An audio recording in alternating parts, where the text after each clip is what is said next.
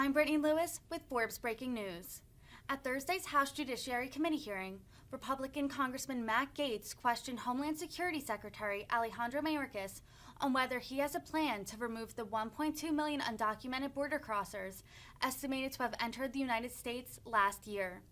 The two clashed on whether or not deporting all 1.2 million migrants was a priority for the Homeland Security Department. Gaetz accused Mayorkas of having no plan to remove the undocumented immigrants, repeatedly asking how many ICE agents it would take to do so. Mayorkas fired back that Gaetz' information was untrue, before Gaetz responded by asking how it felt to have the Border Patrol turn their backs on him. Let's listen in.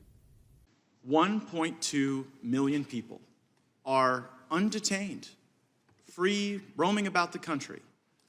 They've gone before a judge. A judge has issued a final order of removal. How many ICE agents do you need to deport them?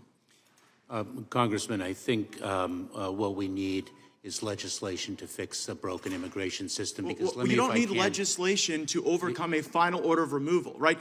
Look, I get it. You want comprehensive immigration reform and a big amnesty thing. Very unlikely that's going to happen. So we have to operate under the laws that exist now. So under the laws that exist now, a judge has told 1.2 million people that they have no right to be here. Do you plan to remove those 1.2 million people? Congressman, with the resources we have, and I would appreciate the opportunity to answer your question fully. With the resources we have to allocate those resources. How much money do you need to deport all of them? How much money? How many agents? To deport the 1.2 million who a judge has said has no right to be here. Congressman, there are a number of questions that your question raises with respect to whether all of those individuals actually have been given due process. No, they have. Yes, these are the people who've had the due process, okay? And here's the point. You have no plan to remove them. You don't know how many ICE agents it would take, and you don't know how much money it would take, because you actually don't want to remove them. That's why you issued the September 30th guidance that says, well, you know, if you haven't committed a crime and you just came to our country illegally, we're not going to remove you. Isn't that your position? No, it isn't, Congressman. Not at all. Well, then what is your plan to remove the 1.2 million? Let me, if I may. Do you have one? Yes, we do. If I may, Congressman, as a former prosecutor, let me ask you a question.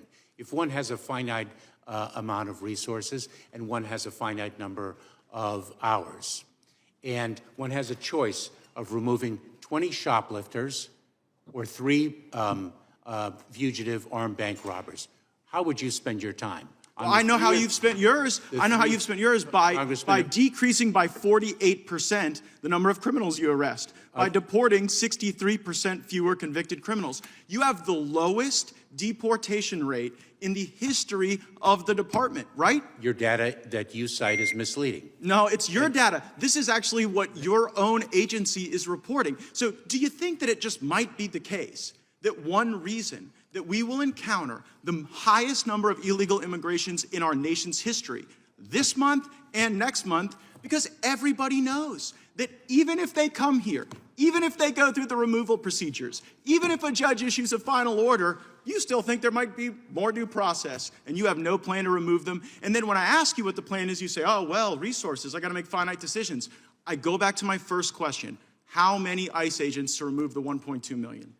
Congressman, I'd be pleased to provide you with a resourcing data subsequent to this hearing, if I may. And I think it's telling that I think it's telling that you got plans for pronouns and you got plans for misinformation. But when it comes to the plan to remove the people that have had due process, you don't have one at all. Now, 800,000 people have encountered your CBP agents, and those folks have been released into the country.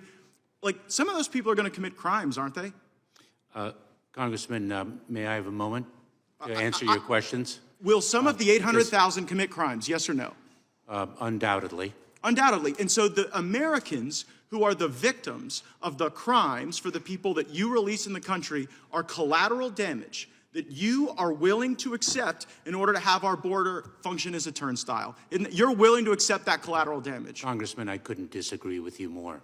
Let me give you, if I can, some data that will actually more than the data. How about this? Well, how did it feel to you when you went to the border and the Border Patrol agents turned their back on you? One Border Patrol agent turned his back on me, and I addressed that as was only the leader of the Department of Homeland Security. So if I can return to data, because I want to make see the sure that data. you have accurate information. Everyone knows that you have more people coming in than ever, and you're removing fewer people than ever, and it's because you have no plan and because it's on purpose. See, I don't buy the theory that you don't know how to do this. I think you're actually a highly competent dude. But the reality is, your plan is to bring these people in and to send the message to the smugglers and the criminals that they will never have to leave. That's why your workforce turns their back on you. And you have tools that you could use to deport these people. You have facial recognition. You have flights going all over the country, dropping people off. And I think we ought to use the best tools in the country to find these folks, round them up like they were at the Capitol on January 6th, and deport every last one of them. I yield back. Gentleman yields back. Ms. Bass. Congressman, may I have a moment to answer No. a question? No, he didn't ask a question. Ms. Bass. Thank you, Mr. Chairman, and thank you, Mr. Secretary. I want to especially point out your patience for putting up with all of the theatrics. I want to echo what Chairman Nadler has already stated about your efforts to reunify children with their families. The last